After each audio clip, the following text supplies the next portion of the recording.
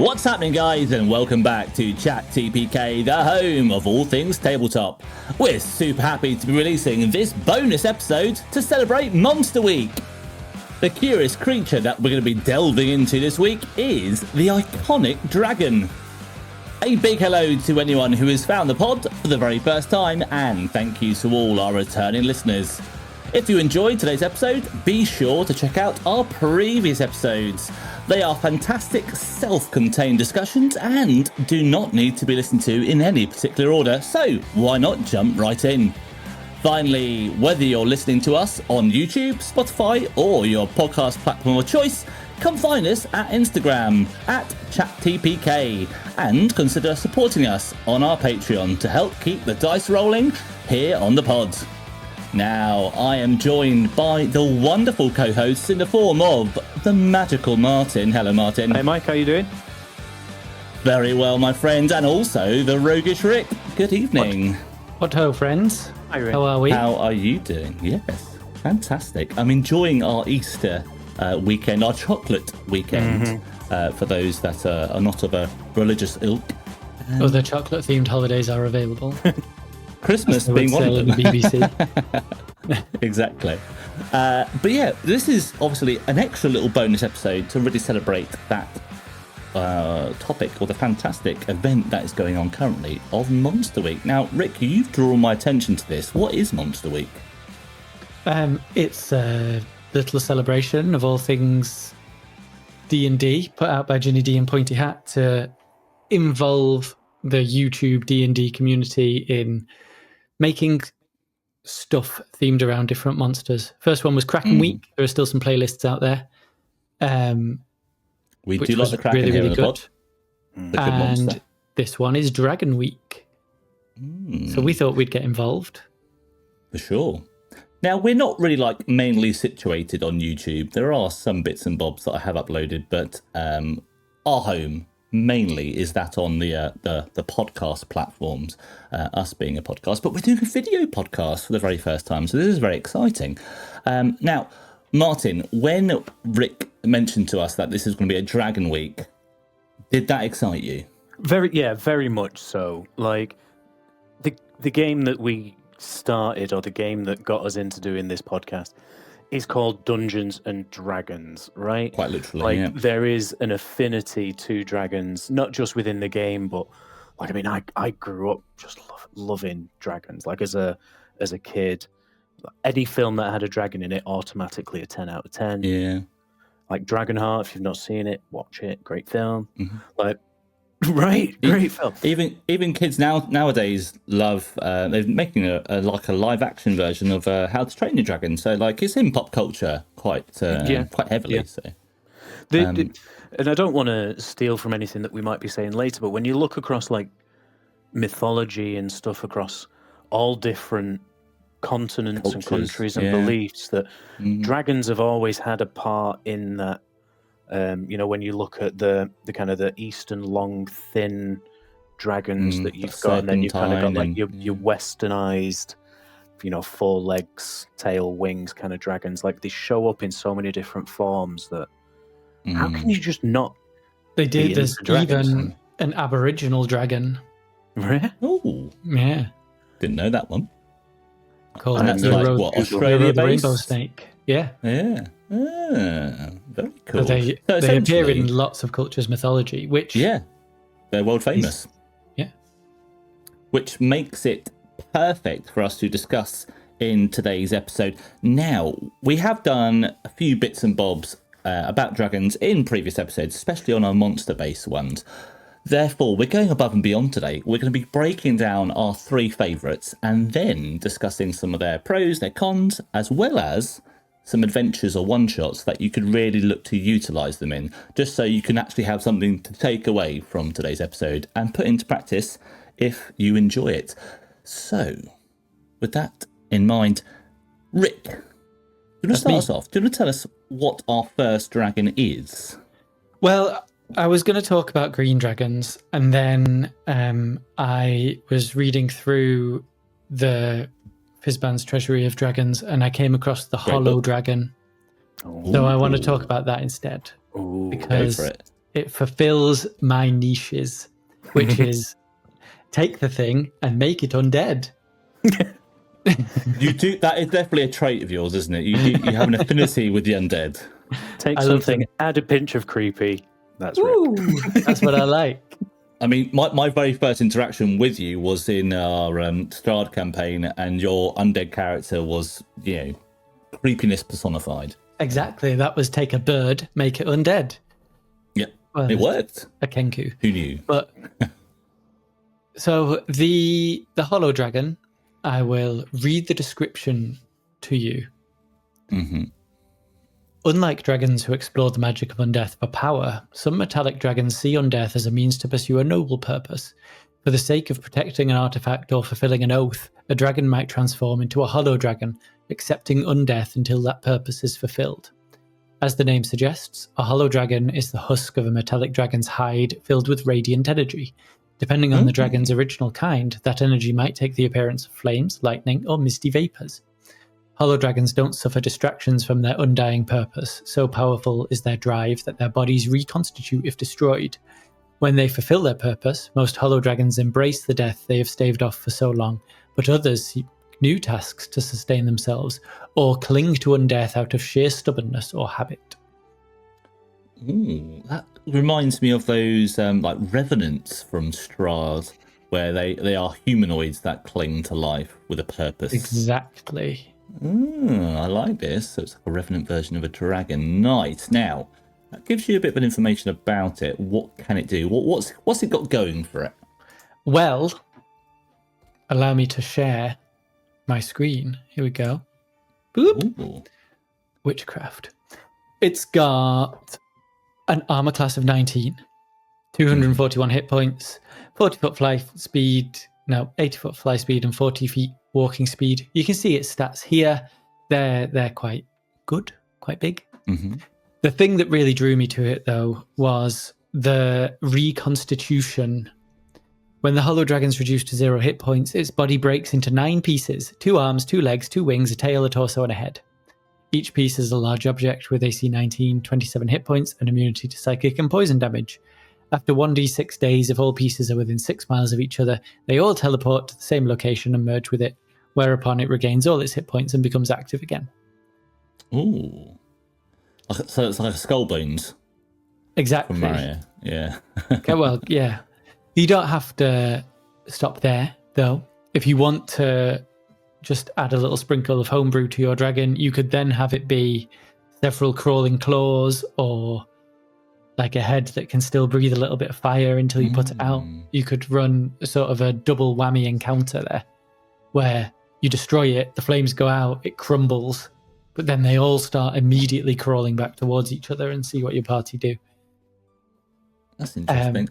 Yeah, it has sapping presence instead of frightful presence, which gives your players disadvantage on attack rolls until the end of the dragon's next turn and halves their movement. And it has radiant breath, so it does a regular dragon breath, but 54 radiant damage on a failed save. Nice. And yeah, I mean, most of the dragons obviously follow suit of either their colour or essentially their colour. There aren't any chromatic or what's the other way? Metallic dragons that do radiant as well? No, I don't think so, unless the stony ones do. Yeah, like sapphire and amethyst. The gem ones. Yeah, well, actually, yeah, yeah. we will come on to gem ones very shortly with my pick. So, but yeah, I don't think metallic or chromatic do that radiant, which is actually quite nice. It's a good damage type. Okay, so it's got sapping, it's got radiant breath. Anything else interesting? Some legendary actions. So, ghostly binding creates ethereal bindings around a creature it can see within 60 feet of it, where they must succeed on a strength saving throw or be restrained until the end of the dragon's next turn. And booming scales, a sudden loud ringing noise, which makes every creature within 10 feet of the dragon take 24 damage unless they succeed on a constitution saving throw. That's thunder damage as well. Yeah, which is not a common type to be resistant to, unless you've cast a nice little silent sphere or something. But yeah, and that's obviously going to use 2 and 3 actions respectively. Those are actually some legendary actions that I've not really come across in any other dragon. That's quite specific to this one, I would say. No, well, normally dragons' legendary actions are them moving around based, right? But this is stopping others from moving or punishing them for getting too close. Yeah. I think they're quite thematic. They fit together quite well. So the ghostly binding and the sapping presence can work quite well in tandem, because the sapping presence, unlike frightful presence on other dragons, lasts a turn, not until a save is made. So then you could have that turn, they're now free again, and then ghostly binding, you now can't move again.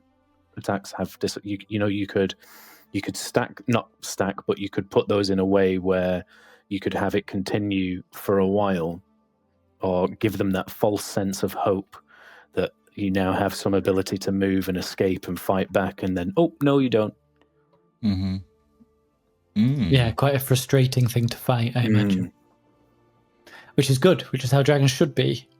Yeah, for sure. There's a classic scene that always plays out in my head when I'm a bound-based barbarian of raging and shaking your fist at the sky and going, "Get back here, you big dumb lizard, so I can hit you with my axe." One thing I have noticed on its stat block is the fact that it isn't actually a dragon. It's undead, isn't it? So that proceeds. So if you're going to go by the book on certain it says dragon in the name. Yeah, it's called a hollow dragon. Oh. But you're right. You are right. Yeah. So a dragon slaying weapon wouldn't work on it because it's already dead. Yeah. Yeah. So yes, you are right. I shouldn't have gone first because I immediately deviated from the theme. No, it is a dragon. It is a dragon. It says dragon in the name. It's in the dragon book. I think we'll let you off.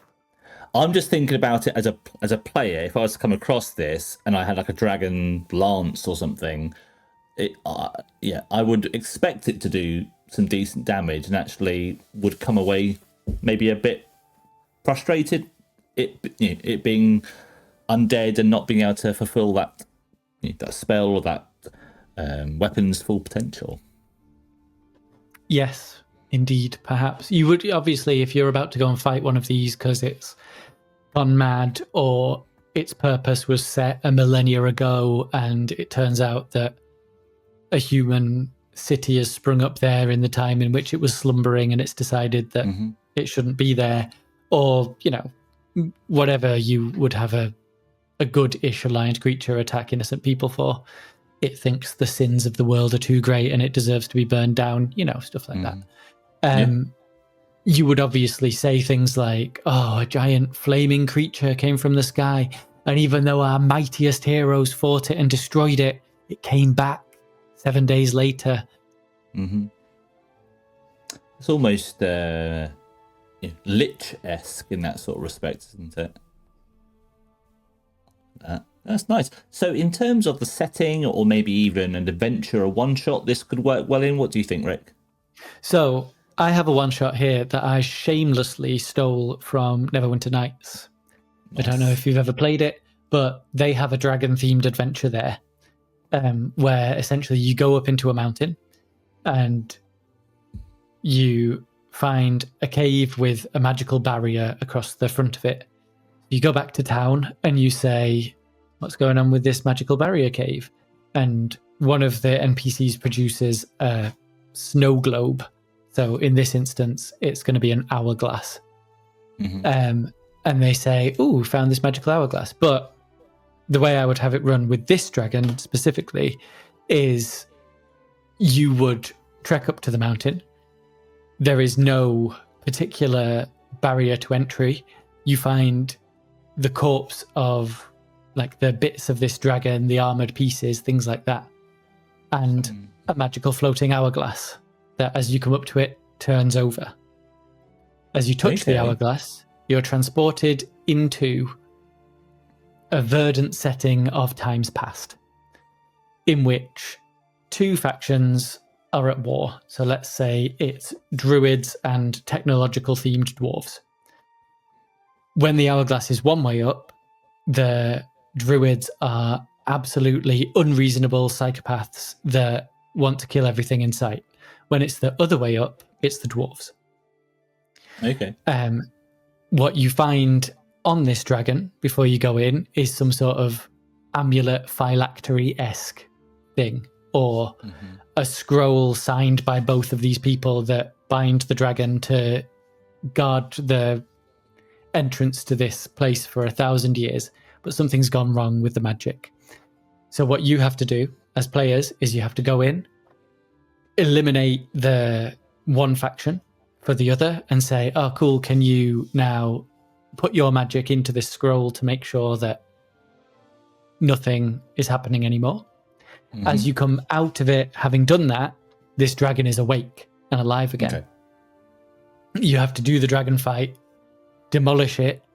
You do your checks and you say, oh, you know, this dragon is going to come back in however many hours, however many days. You think the bits are crawling towards each other, so you have to go back into the hourglass after it tilts the other way up and do the same thing from the other side.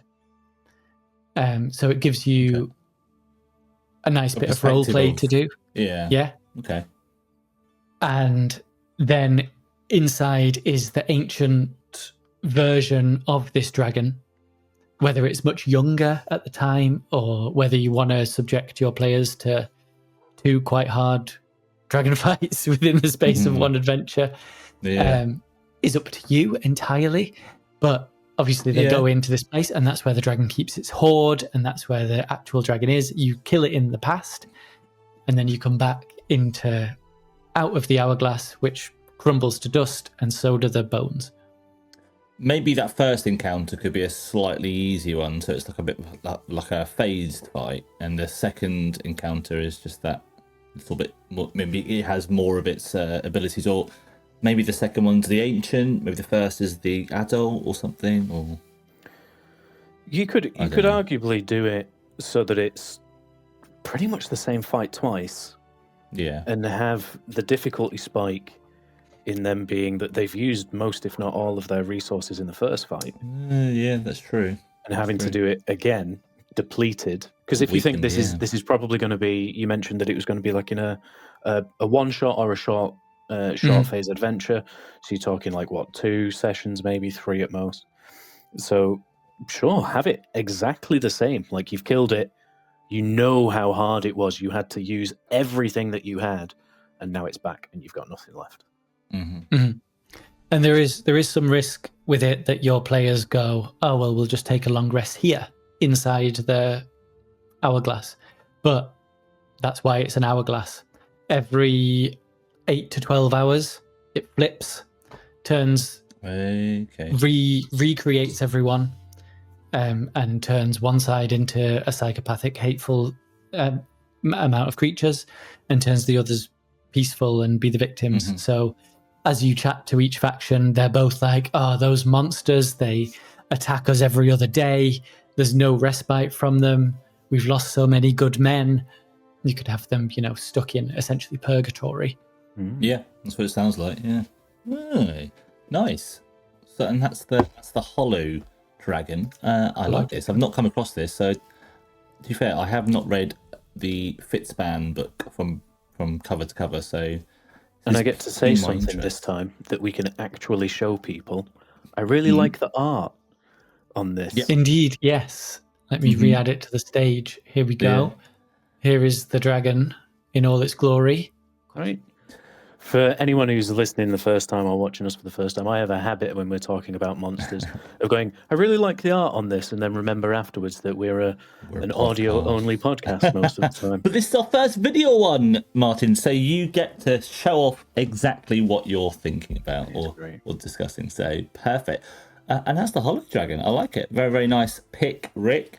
Shall we move on to our second dragon for today's episode?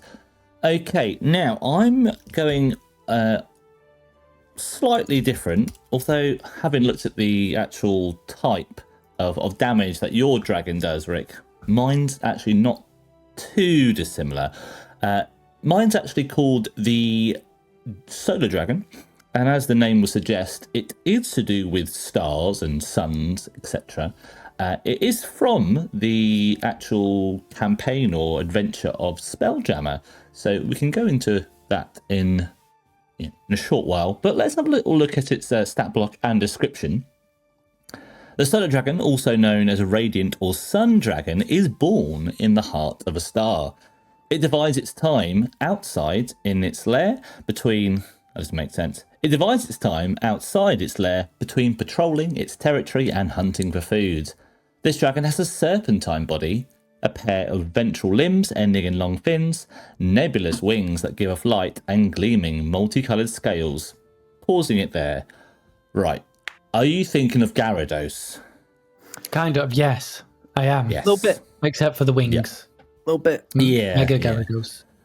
But this is like a big, like, ultra Except version this of one Gyarados. says it's got arms. It's a snake with front legs. Ooh, yeah. Which is the most terrifying kind of snake. Yeah, it's like Gyarados on steroids. It can clearly see, even in intensely bright light. Solar dragons, as all dragons tend to be, are fond of treasure. And they live in the airless void of wild space, but they value food even more. Solar dragon might mistake distant spell-jamming ships for possible prey.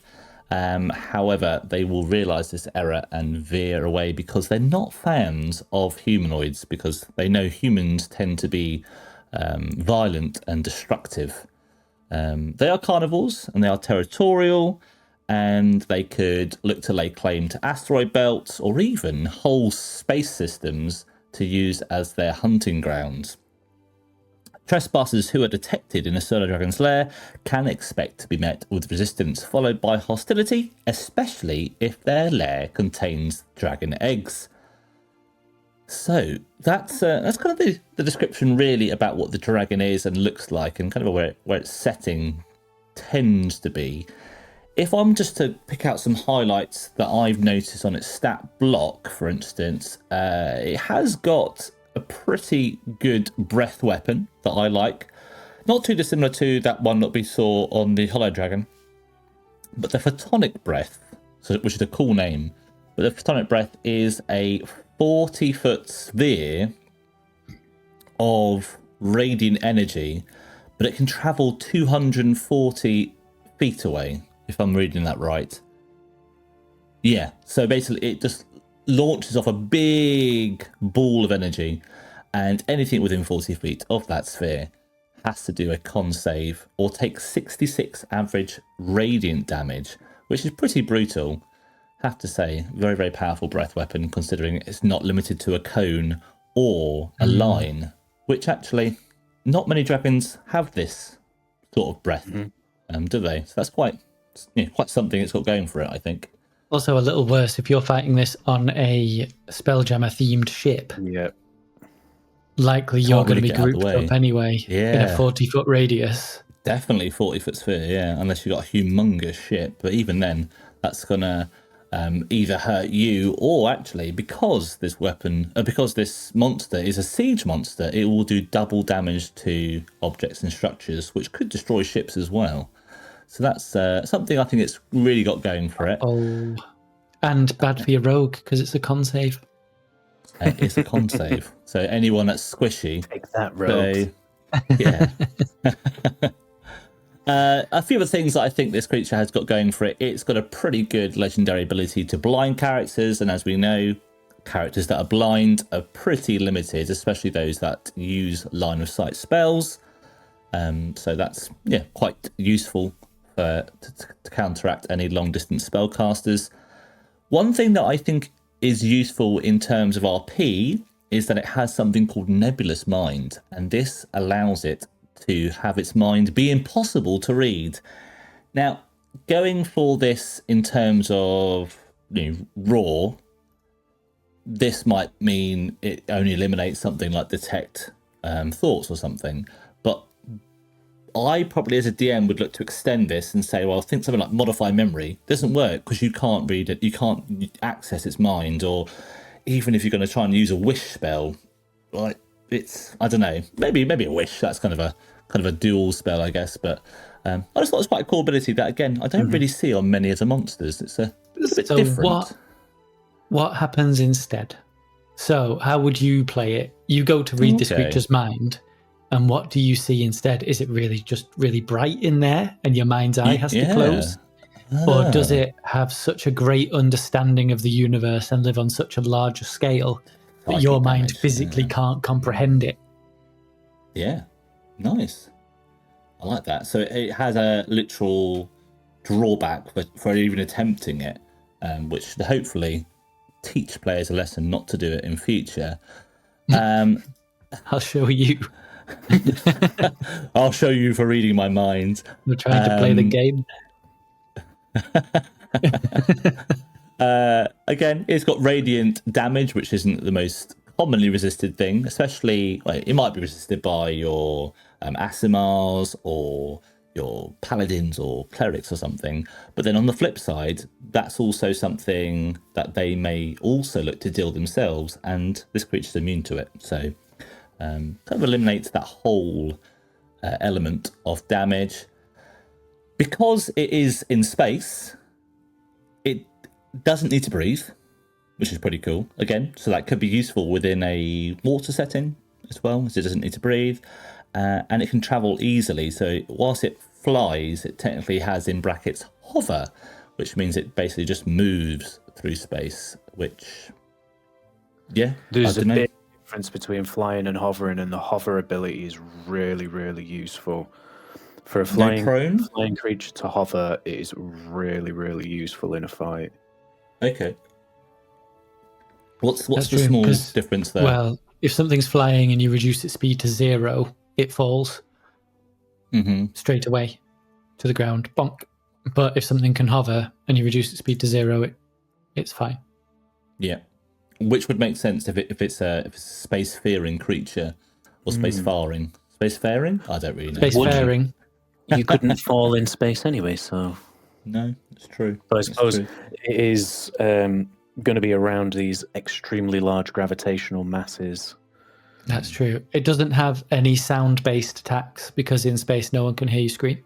Hey, that is very true. One of the things that I find quite peculiar about this stat block that I've just been looking over, the radiant immunity makes perfect sense. I cannot see even resistance to fire.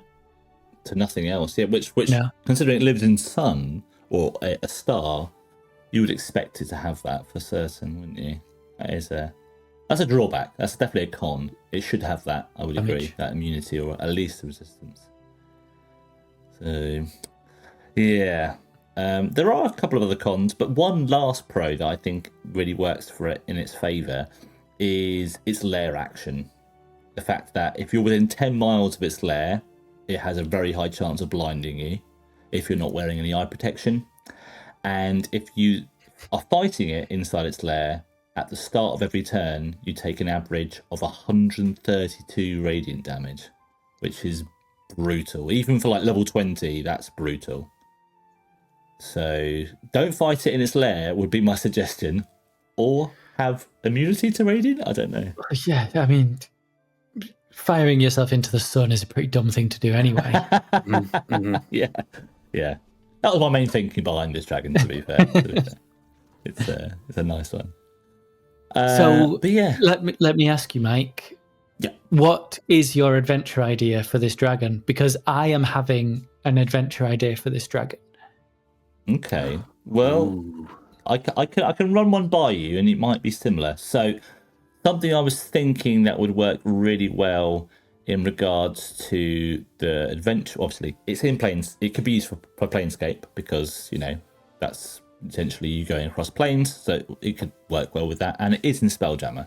So anything that is to do with planes or space would work beautifully well. But I think maybe there's a cult or something, or a deity that wants to bring forth an eternal darkness across a galaxy or across a plane or whatever. I'm not really sure on that element. But yeah, destroy the sun or destroy the light source by killing its guardian, which is the solar dragon. So to bring about that eternal darkness. It's just an idea. I think would work quite well as a one-shot potentially. So would your players be the bad guys, or would they be trying to stop the cult from bringing the darkness and helping the solar dragon? Helping the solar dragon from them destroying its home and destroying its lair. Okay.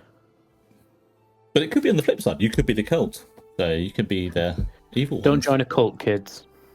Don't do it. What's your idea, Rick? I was having an idea. So over the past few generations, this will have to be a one-shot because it just has to. Over the past few generations of your world, the sun has been getting larger and brighter in the sky. The once verdant forests have been reduced to deserts, and your best scientists have finally created a ship that can go and investigate what's happening. The sun is expanding because it's going to become a black hole. Oh no. You find out later. And it's going to become a black hole because this solar dragon that lives inside it has laid a clutch of eggs that are wrong in some way. And you have to go and kill it and destroy the eggs somehow.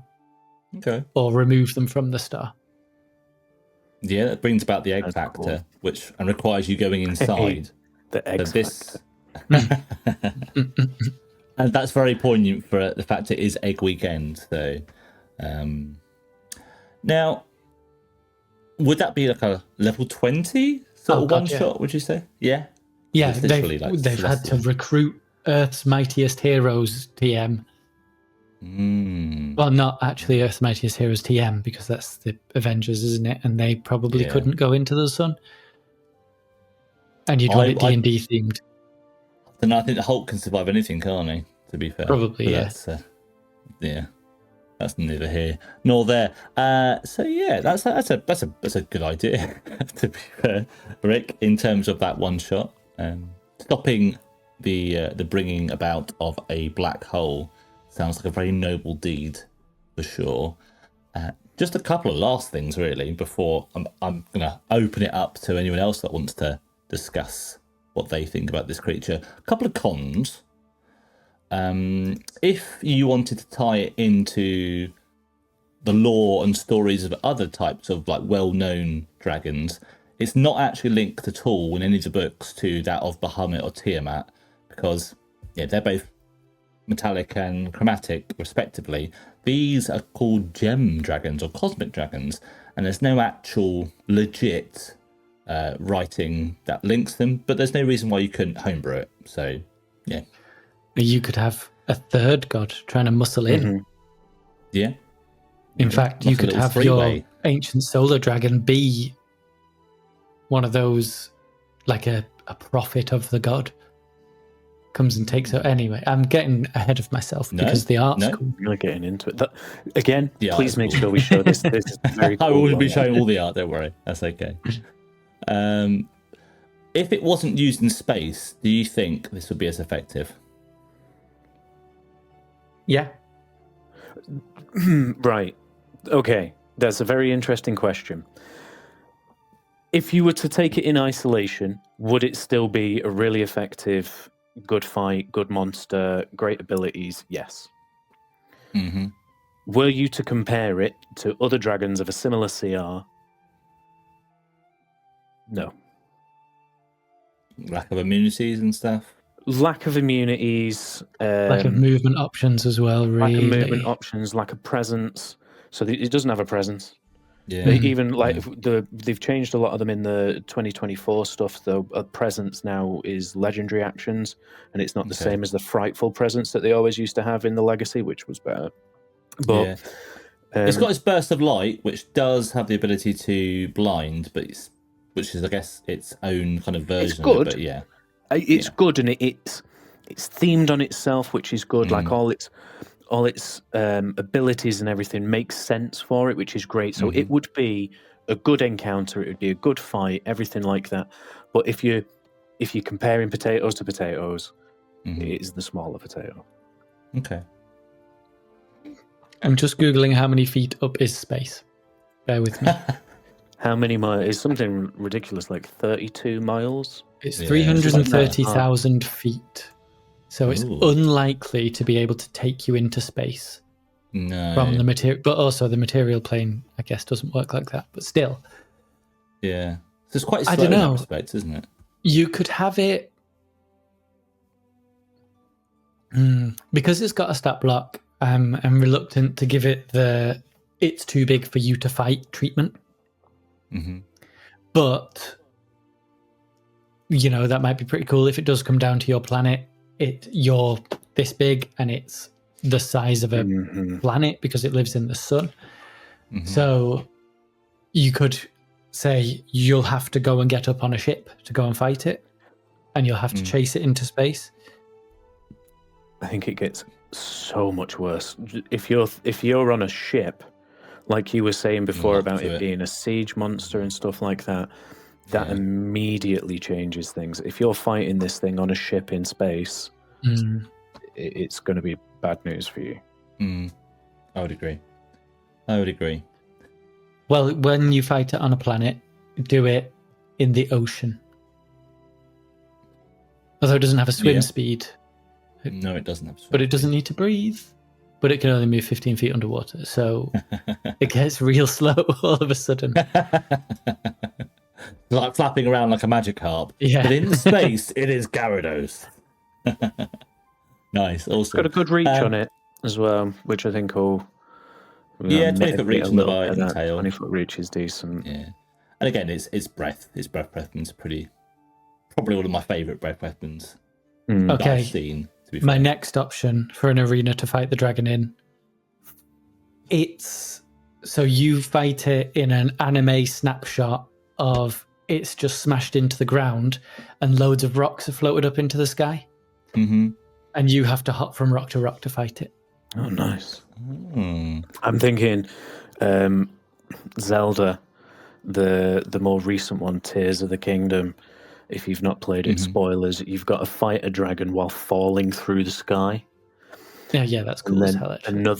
Another friendly dragon occasionally catches you so you can catch your breath. And then you back off the dragon, like falling into it and shooting it with your bow and arrow and stuff. That's cool.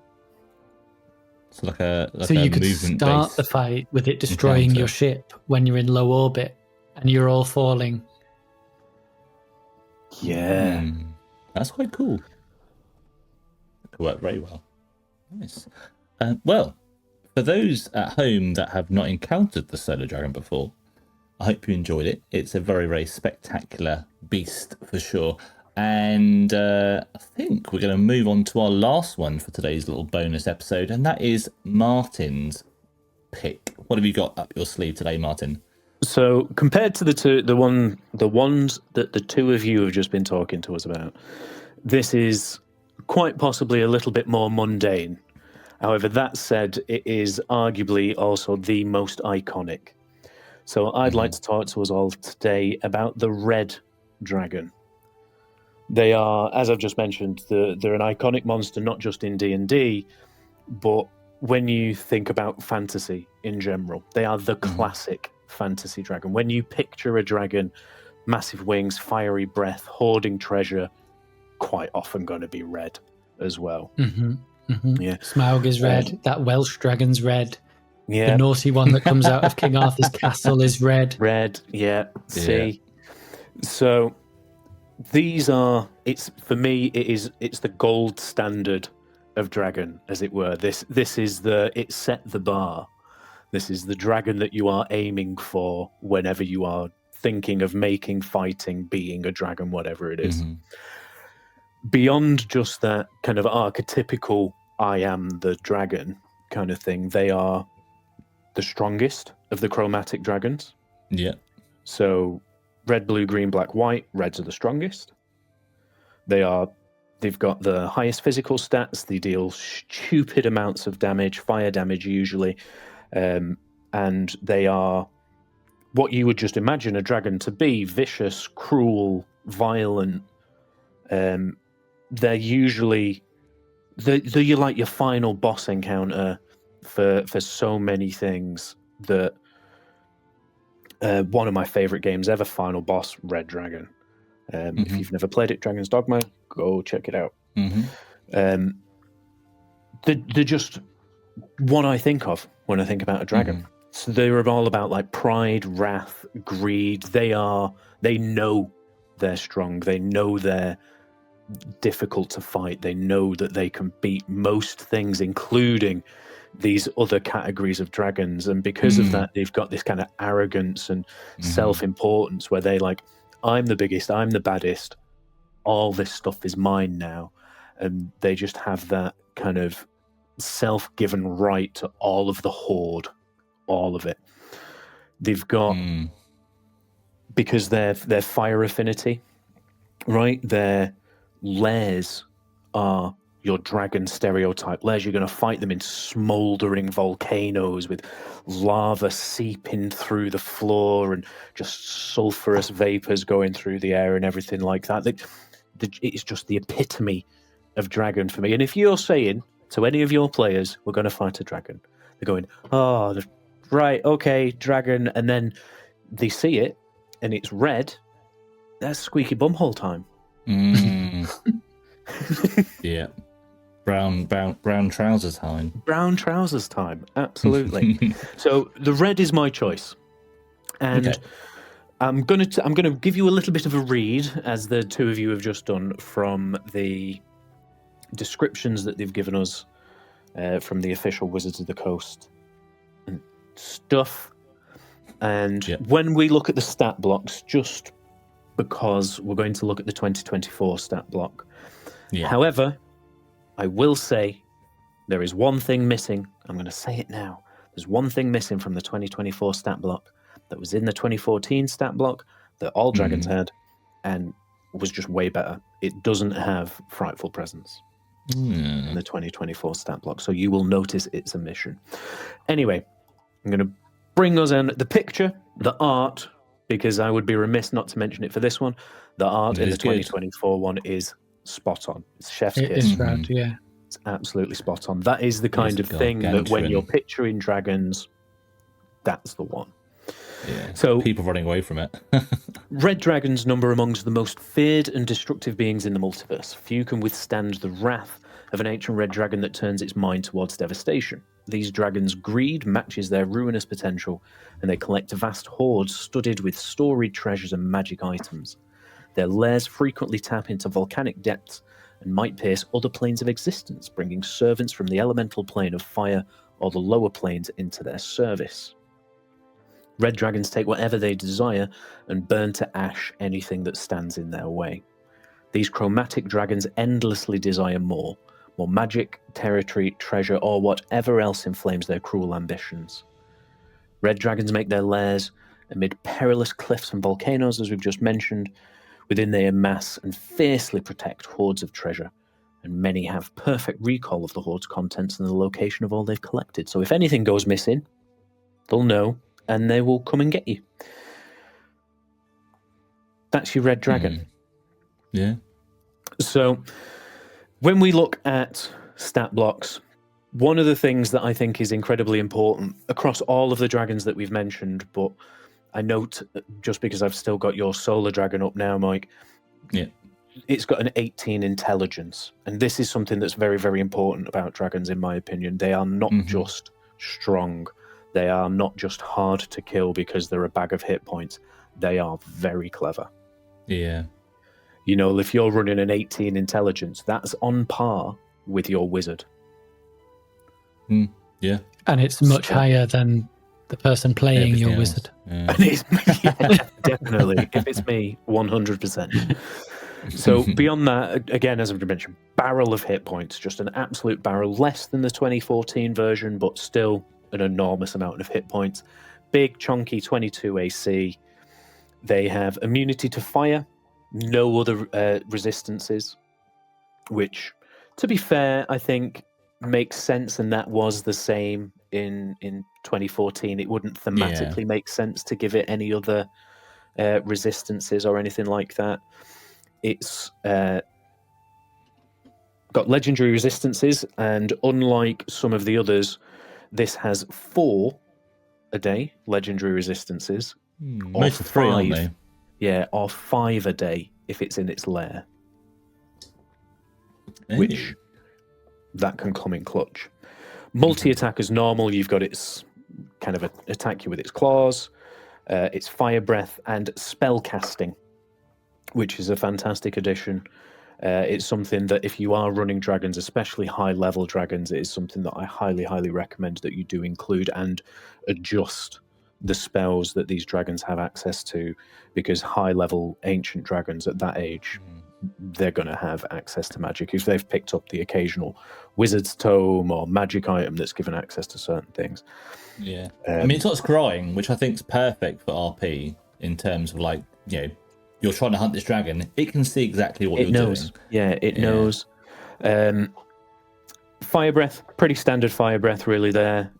Average of a 91, so 2066. Decent. Pretty average. And then we get into its legendary actions, where these are the ones where its frightful presence has been replaced by one called commanding presence. So it basically casts command. And we all know what command can do, but being able to do that as a legendary action using a level 2 version of the command at its own DC, its spell save DC is 23. Which is incredibly high. So it hits 2 of you with command if it's the level 2 version as well. Yeah. Hitting a command as a legendary action, not even on my turn, and this is one of its at-will spells, so that it can just keep going.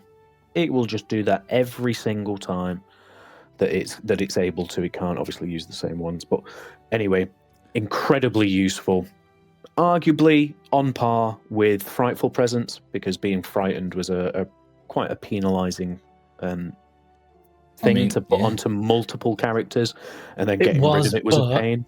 Once you got over it, it didn't affect you for 24 hours. This command can keep affecting you. So you can, especially like with your... and Halt, and Flee. They're awesome. And Drop. Flee, really good. This is where the trade-off...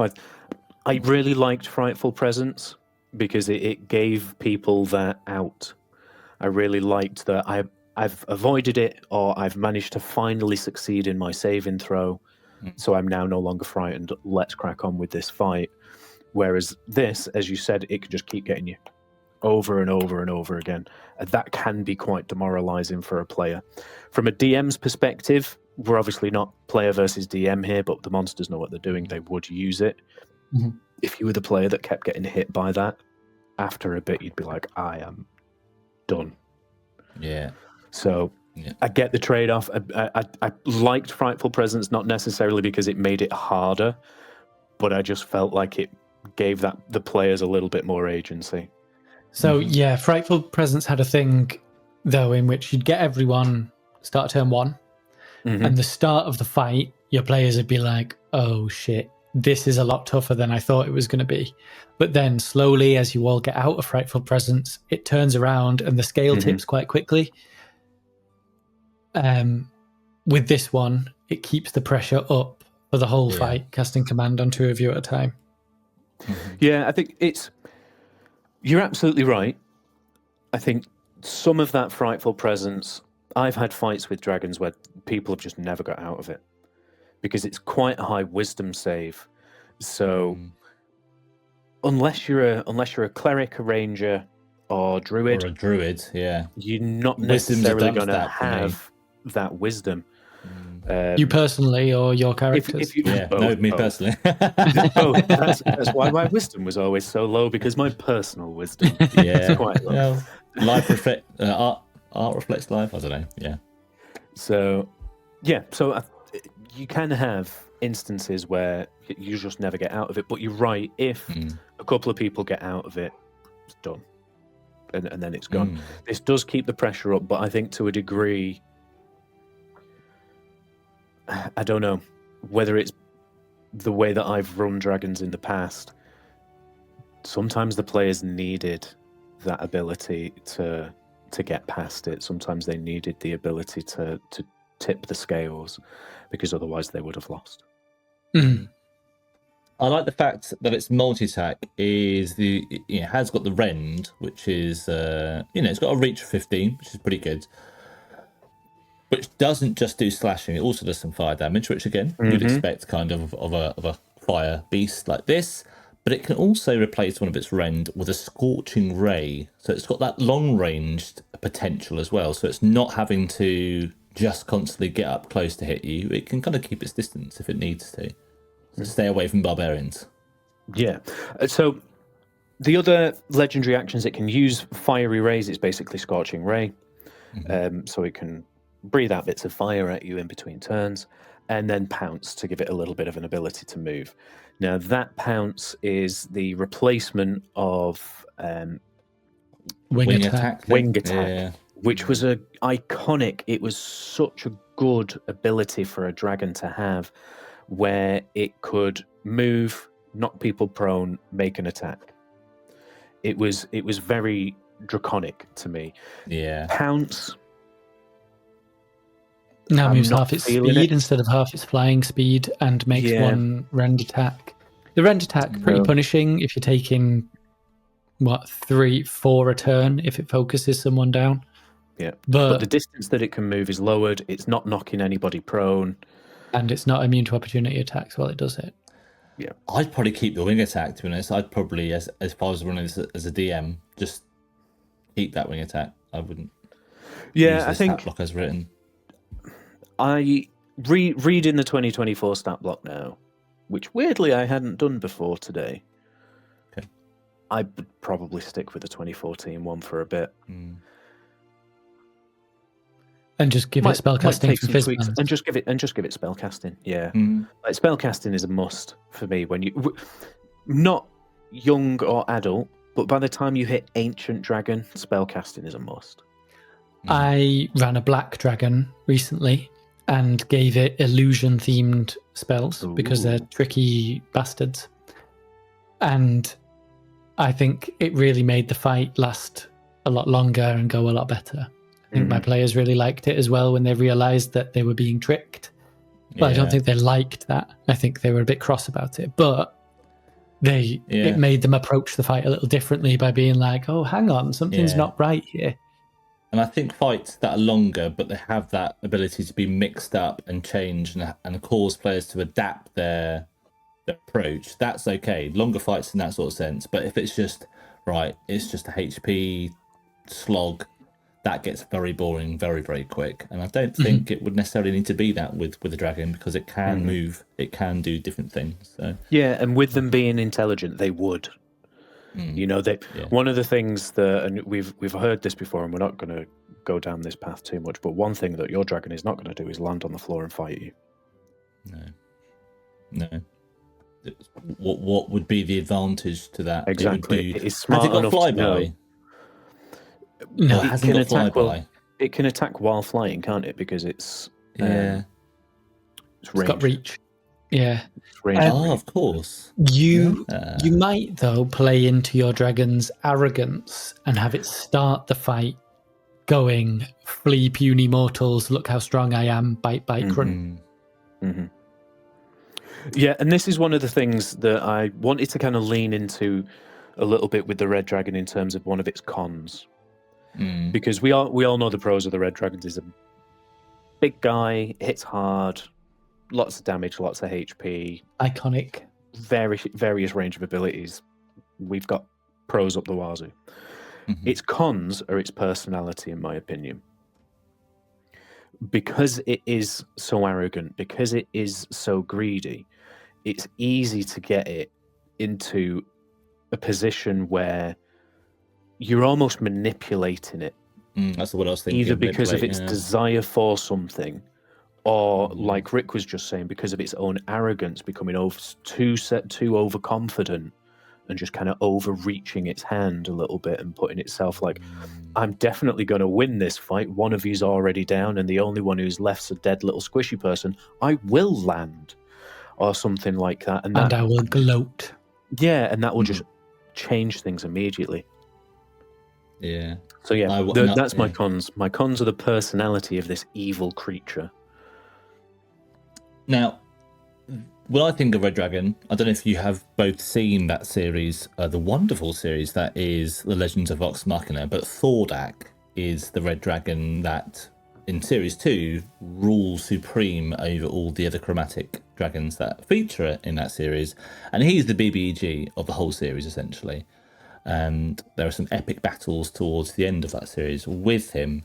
But if you think about the environment of the city that just his presence, him being there, causes, like pillars of lava start erupting, the whole structure of the town is just completely destroyed. It's no longer there essentially anymore. And he is essentially sending out everyone to get his loot, to make his loot hoard even bigger through threat of death and stuff. So that just, the way in which you described, Martyn, the Red Dragon, just makes me think exactly of how Thordak conducts himself within that series. And a shout out to, well, not shout out, but rest in peace, Lance Reddick. No, but obviously Lance they Reddick need the exposure, Yeah. Awesome. Yeah. Now, how would this? What sort of adventure would you like to put this in, Martyn, if you had to? So, I think there's a plethora of different ways that you could shoehorn Red Dragons into things because of their iconic nature, and because of their so stereotypical fit as kind of like evil creatures. It's very, very easy to put them into places. But I ran an adventure where I had a little sojourn in the weird and wonderful for a little bit, as many long running campaigns do. I used an ancient red as almost a plot hook for something that was going to happen next by having them do a small series of adventures. And all of those things that led up to this big change were dragon related. So the party were going about their adventuring day. They'd been doing whatever heroes do and had done a bunch of useful and helpful stuff. And they were on their way back to their main hub town in the area. And they were walking just down the road, and there was this massive mansion there that wasn't there before. Like, they've been around this area many times, and this mansion's never been there, and it was enormous. Very well bedecked, absolutely fantastic looking place.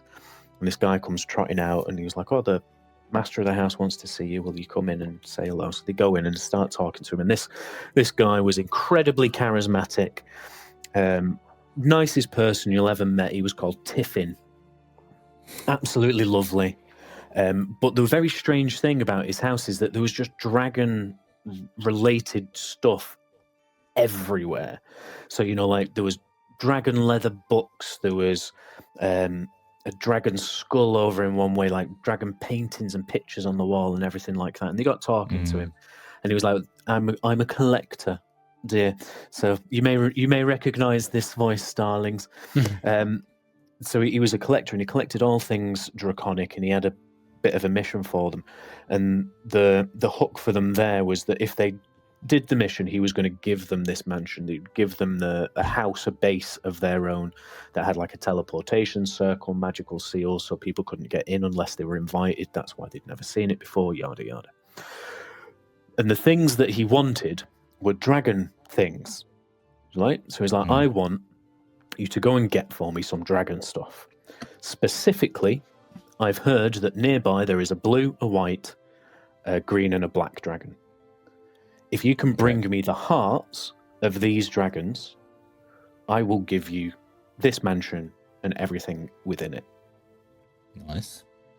Right? So immediately, party like, "Heck yeah, let's do that," because it was great. You were really trying to butter him up, and he was a lovely bloke, really nice guy, really wanted this thing. And they were like, "Why?" I was like, I'm rich, eccentric, and mad about dragons, so go do this thing for me." So they're going around killing dragons, and theme each of the dragon encounters as you will. Don't just make it walk up, kill a dragon, walk up, kill a dragon. So you'd go into the mountains, where it's all cold and frosty, and you've got to make your way through a cave, and you end up finding like a white dragon that's like maybe hibernating, busts out, fights you or whatever. But you can theme that however you want for each of the dragons, which makes a really nice different vibe for each of the sessions. Yeah, so just as a clear point here, that this is not going to be a one-shot. You are not going to fight more than 4 dragons in 4 hours. It's not happening. No.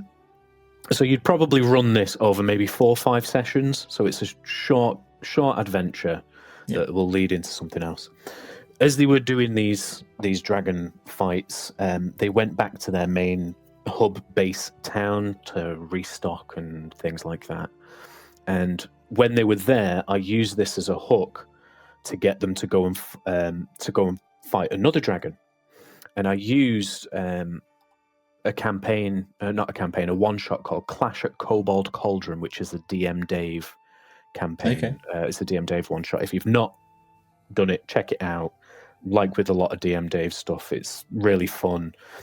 He's had some great artwork, and it's a D&D monster now got involved to help with the design of some of like the kobold variants and stuff. But anyway, so I used this as a hook to go and fight a red dragon as well. And they were like, oh yeah, we're collecting these hearts from all these chromatic dragons. We'll get the red one while we're at it. So they go back, they've killed all these dragons, they've collected the hearts from all these dragons, and they go back to Tiffin. And they're like, hey, here's the heart for the green dragon, here's the heart for the blue dragon, here's the heart for the white dragon, the black dragon. And here, you didn't ask for it, but here's a heart from a red dragon too.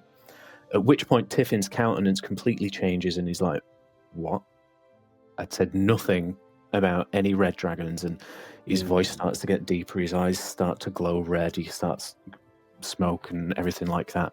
And it turns out that Tiffin is actually Antiphinax, an ancient red dragon, the father of the red dragon that they've just killed, who then just like breaks out the ceiling of the mansion, burns down the countryside, burns down their hub base town, and then just leads them then into a hook of how they're then going to proceed for the onwards. Big battle. Yeah, it's not going to go straight into fighting an ancient. Okay. These, when they were doing this, were young adult, kind of in betweenish a little bit, but that was kind of like set up for what was then to come afterwards. So that's one that I've done, and I felt it was very red dragony. It was, I want these things, I've got these things, I don't give a shit. Like, go do these things for me, peasants. And then when they come here, just the wrath. And instead of just having to go at them, like burning down countrysides, destroying entire towns, and just wreaking havoc out of just pure rage. Nice. It does sound very, very absolutely amazing is the word that it does Very sound fun. that. What were you going to say? No, I think it's more like thematic really of what I would expect. Yeah, I just completely froze there. It just sounds like something that you would expect a red dragon to want to fulfill within its motivations of what it likes, and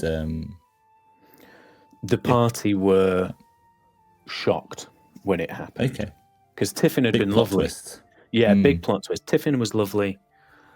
Shout out to anyone who played in that campaign who's listening, by the way. Hi, guy. And when that all happened, like the campaign ended with Antiphinax breaking through the ceiling of this mansion and just decimating the countryside, and them looking out and seeing hillsides and the city burning. And it was one of those kind of pin drop moments at the end of the session.